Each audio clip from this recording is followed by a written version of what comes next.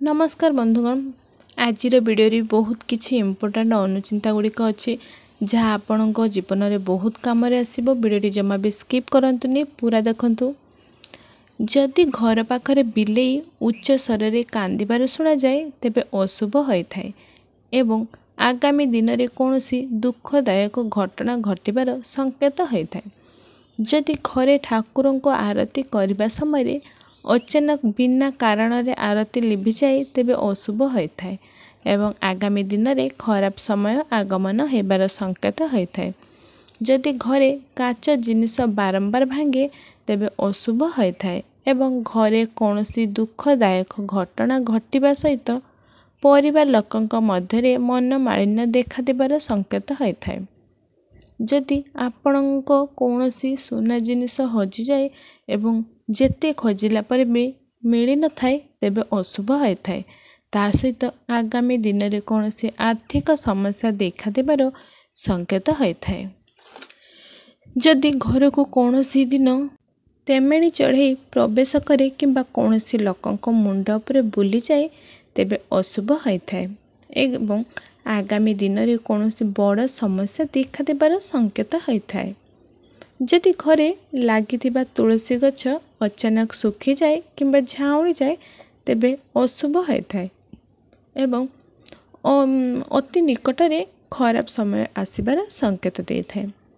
घरे लगी तुलसी गछरे जदि तुलसी मंजी सुखी जाए तेबे तुरंत गछ को ताहा माने गछरु ताहा अलगा करदेबा उचित। यह शुभप्रद होता है नचेत घरर मुख्य लोकों ऊपर करज भार वृद्धि होता है। जदि घरे लगी तुलसी गछर पत्र हलदिया पड़ जाए तेबे अशुभ संकेत होता है एवं परिवार कौन सदस्य अचानक गंभीर भाव में रोगग्रस्त होबार संकेत देता है। जदि घरे तुलसी गछ जेते लगेले भी बारंबार सुखी जाए तेबे यह घरे पितृदोष रही संकेत देता है। तेबे अभावग्रस्त लोकों को कौन जिनिस दान करने द्वारा शुभप्रद होता है। जदि कौन दिन घोड़ा देखती एवं घोड़ार मस्तक आपण नजर प्रथम पड़े तेबे शुभप्रद होता है एवं जीवन में उन्नति होबार संकेत देता है। जदि घर को गुंडुची मूषा आसे किंबा घर पाखरे गुंडुची मूषार शब्द शुणा जाए तेबे शुभप्रद होता है एवं संतान प्राप्ति होगा सहित घरे खुशीर परिवेश सृष्टि होबार संकेत देता है। जदि राति रे कुकुर चंद्र आड़क चाहे भूके तेबे अत्यंत अशुभ संकेत होता है एवं किछि खराब होबार संकेत देता है।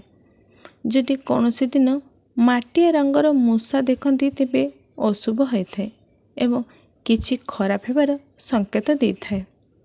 जदि घरे किंबा घर पाखरे रोहुथिबा बिलेई अचानक जागा छाड़ी पलाए तेबे अशुभ संकेत मिलता है एवं घर को शीघ्र कौन बड़ समस्या आसबार संकेत होता है। जदि कौन स्थान को जाउथिबा समय कुकुर आपण पछरु पिंधि वस्त्र को मुहरे टाणे तेबे अशुभ होता है एवं धनहानि होबार संकेत होता है। जदि आपण खटिया उपरे शोइथिबा समय अचानक कुकुर खटिया तले पशि भूके तेबे अशुभ होता है एवं कौन रोग व्याधि पड़ी जंत्रणा भोगिबार संकेत होता है।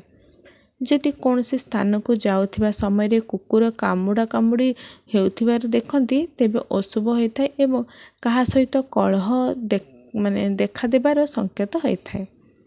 जदि कार्य जीवा समय कुकुर मल किंबा मूत्र त्याग करुथिबार देखती तेबे अशुभ होता है एवं यात्रा विघ्न आसवा सहित कार्य असफल होबार संकेत होता है। जदि कौन स्थान को जाउथिबा समय माई कुकुर डाहाण पटर बाम पट रास्ता को अतिक्रम करे तेबे शुभप्रद होता है एवं उत्तम फल प्राप्ति होबार संकेत होता है। जदि कौन दिन घर सम्मुखरे कुकुर मैथुन करती तेबे शुभप्रद होता है एवं घर को विपुल धन प्राप्ति होबार संकेत देता है। जदि घरर मुख्य द्वार सम्मुखरे बसी कुकुर कुंडाई हुए तेबे घर को माने अतिथि आगमन होबार संकेत होता है। जदि कौन से कुकुर आपण गाड़ी उपर को गोड़ उठाई मूत्र त्याग करे तेबे शुभ संकेत होता है एवं धन लाभ हेबार संकेत देता है। जदि कौन से दिन कुकुर आपण जता किंबा चप्पल कामुड़ी की नहीं जाए तेबे अशुभ होता है एवं धन हानि हेबार संकेत देता है। जदि घर कांथ को कुकुर बारंबार नखरे आंपुड़े तेबे अशुभ होता है एवं घरे चोरी हेबार संकेत देता है। जदि कौन सी रोगी लोकों सम्मुखरे कुकुर बारंबार लांज को किंबा निज देह को चाटे तेबे अशुभ होता है एवं सही रोगींकर शीघ्र मृत्यु हेबार संकेत देता है। जदि कौन से दिन कुकुर मृत्यु लोकों अंग मुहरे धरी आसुथिबार देखती तेबे शुभ संकेत होता है एवं भूमि प्राप्त हेबार संकेत देता है। जदि कौन से लोकों मुख्य द्वार सम्मुखरे कुकुर आसी बारंबार भुके तेबे अशुभ होता है एवं घरे धनहानि देखादेवा सहित परिवार लोक मैंने रोगग्रस्त हेबार संकेत देता है। जदि आपण खाद्य खाउथिबा समय कुकुर रदन करिबार शब्द शुणती तेबे अशुभ एवं अमंगल हेबार संकेत होता है। जदि कौन से स्थान रे कुकुर बारंबार मथा माने मगड़े तेबे से स्थान रे कौन सी गुप्त धन पता होइथिबार संकेत मिलता है। जदि पोषा कुकुर आखिरे लुह आसे तेबे अशुभ होता है एवं घरे कौन सी संकट देखा देवार संकेत होता है। जदि कौन से कार्य जीवा समय कुकुर आपण को देखि भुके तेबे अशुभ होता है एवं कौन से विपद पड़िबार संकेत देता है। कौन से स्थान को जीवा समय जदि शंख किंबा घंटी शब्द शुणा जाए तेबे शुभप्रद होता है एवं कार्य सफल हेबार संकेत मध्य देता है। कौन से स्थान को जीवा समय जदि गाय को देखती किंबा जीवा पूर्वर देखती तेबे शुभप्रद होता है एवं अटकी थिबा कार्य संपूर्ण हेबा सहित दिनटी मंगलमय होता है। जदि कौन से स्थान को जीवा समय शवयात्रा देखती तेबे नमस्कार करी जीवा द्वारा शुभप्रद हेबा सहित यात्रा सफल होता है। जदि कौन से स्थान को यात्रा समय गाय बोबेबार शब्द शुणा जाए तेबे अशुभ होता है एवं कष्टदायक हेबार संकेत देता है। कौन से स्थान को जीवा समय जदि बिलुआ रास्ता अतिक्रम करे तेबे अशुभ संकेत मिलता है एवं 20 मिनिट अटकी जाई पुनर्बार जीवा द्वारा मंगलकारी होता है। पूर्व दिग को मुख करी भजन कले आयु वृद्धि होता है एवं उत्तर दिग को मुख करी भजन करने द्वारा सदाचार एवं सद्गुण वृद्धि पाई है।